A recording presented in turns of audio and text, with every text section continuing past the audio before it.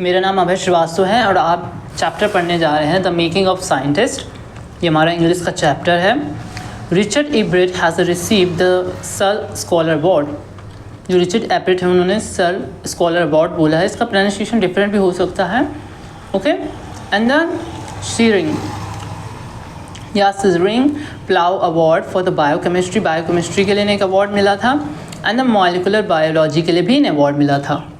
It was his fascination for butterflies that opened the world of science to him.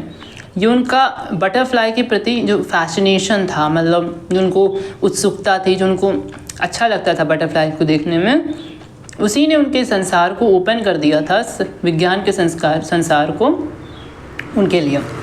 Okay,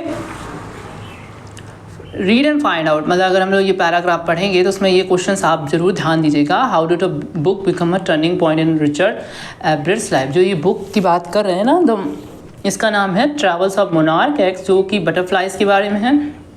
ये books उनके माँ उनको देती हैं आके। And how this book help mother help him, और मदर ने उनकी कैसे हेल्प करी इस बुक में, या उस बुक को पढ़ने में, या उनको साइंटिस्ट बनने में कैसी मदद हुई, ये इसके बारे में बताया गया है। At the age of 22, former scout of the year, जो former scout थे इस ईयर के, excited the scientific world with a new theory on the cell work।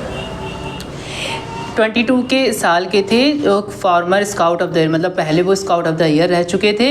Excited था, उन्होंने उत्साहित कर दिया था साइंटिफिक वर्ल्ड को, वैज्ञानिक दुनिया को, विद अ न्यू थ्योरी, एक नई थ्योरी देकर कि सेल कैसे काम करते हैं। किसने? रिचर्ड एस एब्राइट ने।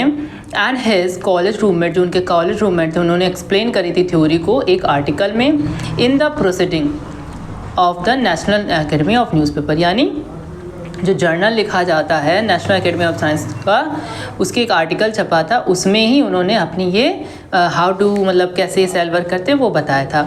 It was the first time this important scientific journal had ever publish the work of a college student. ये पहली बार हुआ था ऐसा कि जो इम्पॉर्टेंट साइंटिफिक जर्नल था ये कॉलेज के स्टूडेंट कर रहे थे। जनरली क्या होता था कि ज़्यादातर जो PhD करते वो करते, but first time it is by the college students in sport that would be like making the big league. अगर ये स्पोर्ट्स की बात होती तो ये होता कि स्पोर्ट्स में बहुत ही बड़ी बिग लीग बनाई गई है। एट द एज ऑफ 15 साल में हिटिंग और home run your first time at the bat. कहने का मतलब है कि यहाँ पर बेसबॉल होता है ना, उसमें एक स्कोर रन करना, मतलब अच्छा सा स्कोर रन करना, और वो भी कितने साल में? 15 साल की उम्र में जैसे बच्चे स्कोर रन करते थे। ज़्यादातर आपने देखा होगा इन द स्पोर्ट्स थिंग्स, तो वहाँ पर बड़ी यंग एज के बच्चे होते हैं। तो वो यंग एज के बच्चे क्या करते हैं, 15 साल की उम्र में, मतलब जैसा, मतलब उनको जो प्रसिद्धि मिलती है होम रन लगाने के बाद, उसी प्रकार की प्रसिद्धि हमारे रिचर्ड एब्राइट को मिली है। वो कंपैरिजन कर रहे हैं। For Richard एब्राइट was the first in a long string of the achievement. ये पहली थी उनकी जो पूरी स्ट्रिंग ऑफ द अचीवमेंट, जो उनकी अचीवमेंट चली आ रही, इसमें से पहली अचीवमेंट थी इन साइंस में और अदर फील्ड्स में। And it all started with butterfly. ये सब बटरफ्लाई से स्टार्ट हुई थी। An old child, in only child, एक अकेला बच्चा, Ebright grew up north of Reading, Pennsylvania जो कि USA में है। वहाँ की एक सिटी का नाम रीडिंग है, उसी के नॉर्थ में यानी दक्षिण में उनका जन्म हुआ था। वहीं पर वो ग्रू अप बड़े हुए थे। There was much I could do there, वहाँ पे मैं ज़्यादा कुछ नहीं कर सकता था। Much I could do there, he said, उसने ऐसा कहा। I certainly could not play football, मैं फुटबॉल नहीं खेल सकता था, ना ही baseball with a team of one, किसी टीम के साथ। But there was one thing, जो एक चीज़ थी, आई कुड डू, वो कर सकता था, कलेक्ट थिंग्स, जो कि चीज़ों को कलेक्ट करना था। सो ही डिड, उसने वही करा। एंड डिड ही एवर, वो करता रहा। बिगनिंग इन किंडरगार्टन में शुरुआत करते हुए एब्राइट कलेक्टर ने बटरफ्लाई करी विद द सेम डिटर्मिनेशन, उन्हीं निश्चय के साथ, that has marked all his activities, जिसने सारी उनकी एक्टिविटीज़ करवाई।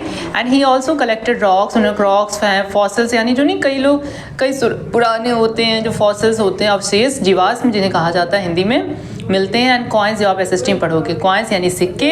He became an eager astronomer, वो एक एस्ट्रोनॉमर भी बन गए थे। एस्ट्रोनॉमर जो अंतरिक्ष के बारे में ज़्यादा सोचते हैं वो, या एस्ट्रोनॉमर जो अंतरिक्ष से प्रेम करते हैं या उनके बारे में जानने की उत्सुकता रखते हैं। Some time star gazing all night, और कभी कभार क्या होता था, रात भर वो स्टार गेजिंग देखते रहते थे।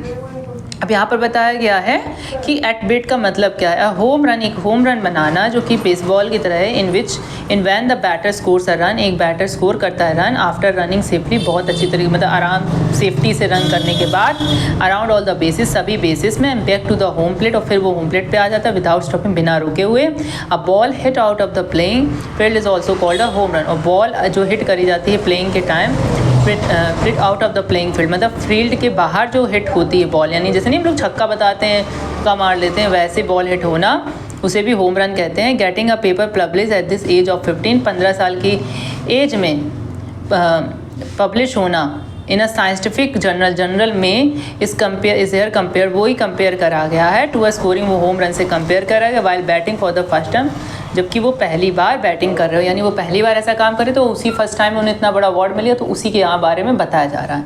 तो I think this is your first page of this chapter, second page will be done in the tomorrow. So this is a 5-minute video, so I don't have a time that much, so that's why I'm making the small videos. Thank you for watching it.